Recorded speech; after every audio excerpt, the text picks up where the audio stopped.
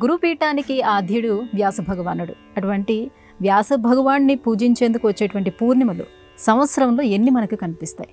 వ్యాసం వసిష్ఠనప్తారం శక్తేహ పౌత్రమకల్మషం పరాశరాత్మజం వందే సుఖతాతం తపోనిధిం. వ్యాసుణ్ణి తలుచుకుంటేనే మన ఒళ్ళంతా పులకరించిపోవాలి. అంతటి గొప్ప గురువు లేరమ్మ ప్రపంచం. ఎందుకంటే వ్యాసుడంటే విష్ణు స్వరూపాయ. వ్యాసుడన్నా విష్ణువన్నా ఒకటే.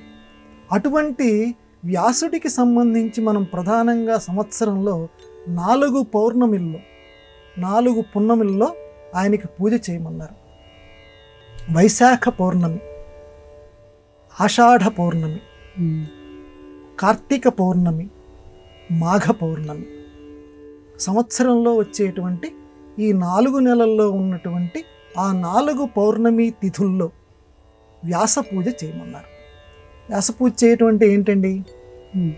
ఆయన ఫోటో ఏదన్నా, ఇప్పుడు మన వాడు ఏదన్నా హాయిగా అంతర్జాలంలో దొరుకుతున్నాయి కదా, ఏదో ఒక ఫోటోని డౌన్లోడ్ దిగుమతి చేసుకొని చక్కగా మన గదిలో పెట్టుకొని పూజ చేయమంటారా? అది కాదు నాయన. వ్యాస పూజ చేయమంటే దానికి అర్థం ఏంటంటే వ్యాసుడికి సంబంధించినటువంటి గ్రంథం మహాభారతం లేదా భాగవతం లేదా పురాణం, ఇలా వ్యాసుడు రచించినవి చాలా ఉన్నాయి.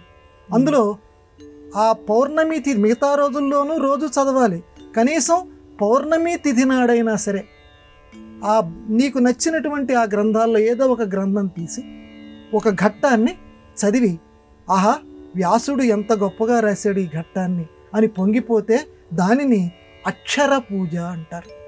వ్యాస భగవానుడు సంతోషిస్తాడు. ఎందుకంటే భారతం రాసిన తర్వాత చేతులు పైకెత్తి ఆయన నెత్తి నోరు బాదుకొని చెప్పాడు, నేను ఇన్ని చెబుతున్నాను, ఎవరు లోకంలో ధర్మాన్ని పాటించటం లేదు అని. వృద్ధబాహుర్ అన్నాడు.